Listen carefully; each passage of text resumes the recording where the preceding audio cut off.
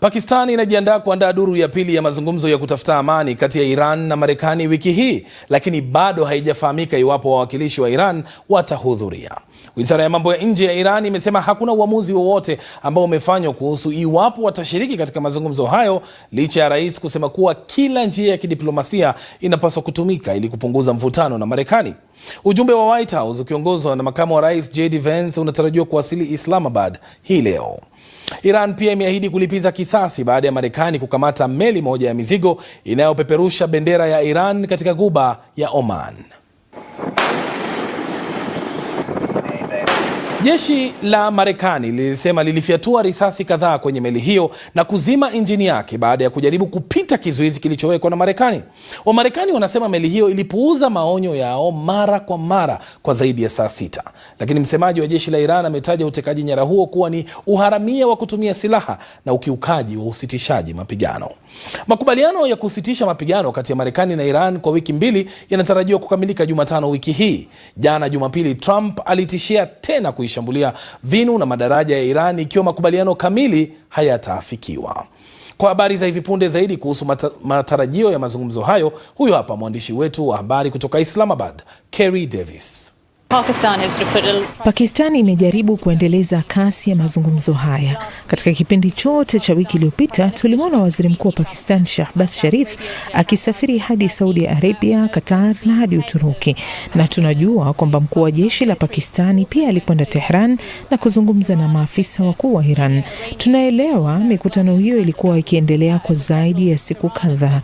Kwa hivyo Pakistani inajaribu kuweka kasi kwenye mazungumzo haya na Marekani watakuwa kwenye mazungumzo. Lakini jambo la msingi hapa, kama kutakuwa na mazungumzo, kuna uhitaji wa pande zote mbili kukaa kwenye meza moja. Sasa athari za mzozo nchini Iran na Mashariki ya Kati kwa ujumla zinaonekana Afrika Mashariki, ambapo eneo hilo linakabiliwa na shinikizo kubwa la kiuchumi. Sekta ya chai nchini Kenya pia imeathirika kwa kiasi kikubwa. Hii hapa taarifa ya mwanahabari wetu Calvin Jabedo. Nchini Kenya, wakulima wanakabiliwa na hofu kwa sababu ya vita vinavyoendelea katika eneo la Mashariki ya Kati. Hii ni kwa sababu makabiliano yanayoshuhudiwa hususan nchini Iran yametatiza usafirishaji wa mazao yao.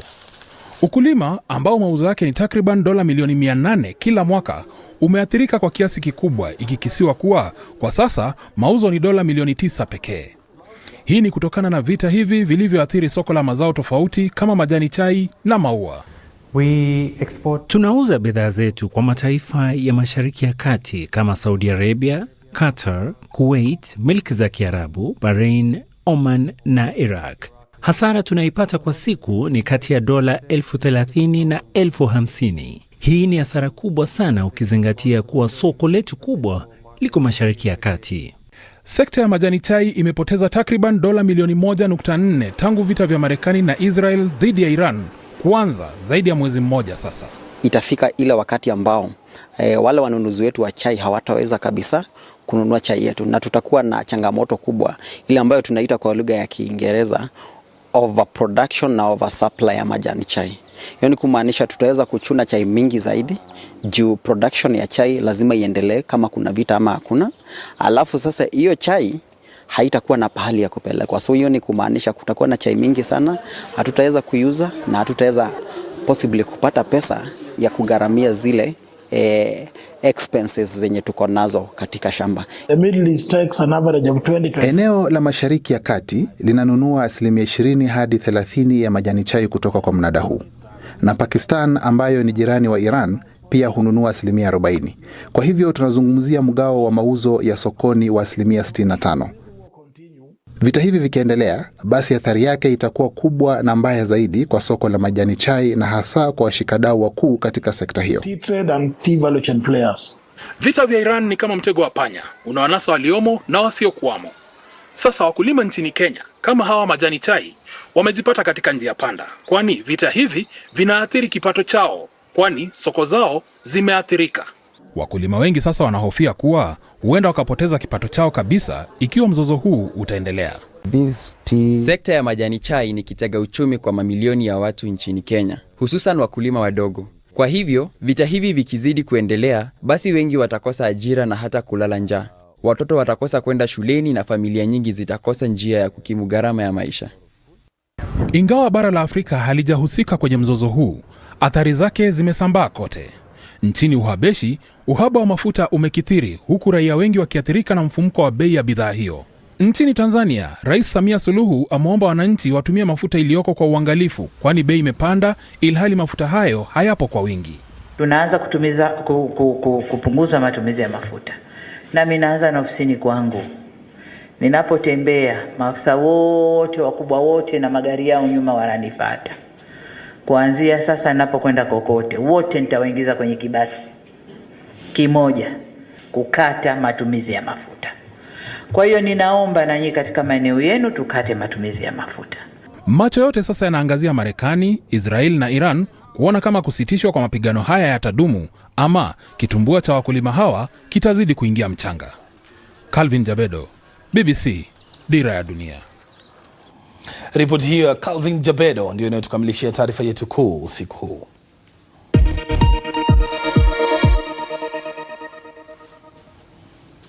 Sasa kuna takriban visa 100 mpaka sasa vilivyorekodiwa vya watoto waliozaliwa na wanajeshi wa Uingereza karibu na kambi ya jeshi nchini Kenya tangu miaka 1990. Hawa watoto wamekuwa bila kuwajua baba zao, wakati mwingine wakikumbana na umaskini au kutengwa na jamii zao. Baadhi wanaendelea kupata majibu ya miaka mingi sasa kwa usaidizi wa wakili mmoja wa Uingereza anayewasilisha ushahidi kutoka kwa hifadhi data ya vinasaba iliyoko katika mifumo maalum na kufanikiwa kuwabaini baba zao. Uchunguzi huu ulifanyika kwa ushirikiano wa BBC Africa Eye na World of Secrets podcast. Ripoti hiyo iliandaliwa na mwanahabari Ivana Davidovich. Inawasilishwa kwetu na Leila Mohamed. Yvonne anatoka kaunti ya Nanyuki, makao makuu ya kikosi cha mafunzo ya jeshi la Uingereza nchini Kenya, BATUK, wanapopitia maelfu ya wanajeshi kila mwaka. Alikuwa bila baba yake mwanajeshi aliyetoweka na akaambiwa kuwa alikuwa amefariki. Babu yangu alikuwa akifanya kazi BATUK. Alikuwa kinyozi. Aliletewa ujumbe. Nafikiri wanajeshi waliokuwa wakifanya kazi na baba yangu walisema kwamba alifariki akiwa kazini jeshini. Sasa simulizi kwamba baba yake alifariki inachunguzwa. Sikuamini kwamba mtu huyu amekufa. Wakili wa Uingereza James Neto anasaidia familia kupata majibu kwa kuleta hifadhi za data za kibiashara za vinasaba, yani DNA, katika kesi za mahakama ya familia kwa mara ya kwanza ili kufuatilia ndugu wa kibiolojia na katika baadhi ya matukio kubaini baba. Lakini tofauti na baadhi ya kesi, Yvonne hakuwa na taarifa yoyote ya kuanzia.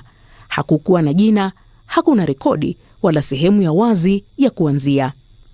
Kisha kukapatikana njia. Ulinganisho wa mbali wa DNA ulionekana kwenye tovuti ya Ancestry.com na kuongoza timu kwa ndugu anayewezekana BA nchini Uingereza ambaye alikuwa na kidokezo muhimu.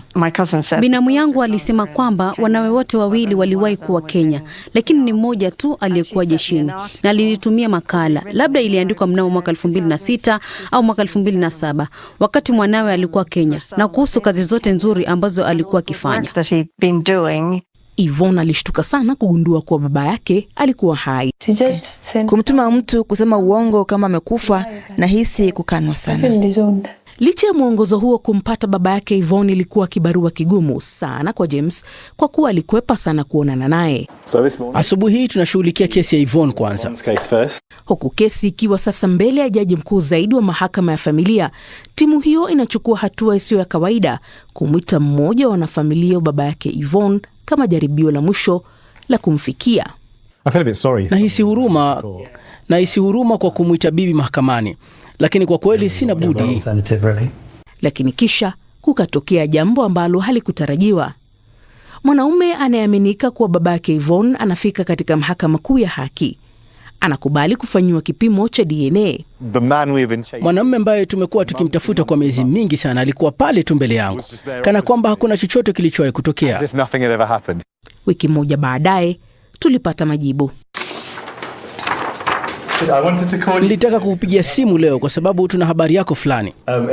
Yvonne, tumempata baba yako, yuko Uingereza, nimekutana naye, yu hai. Unajisikiaje?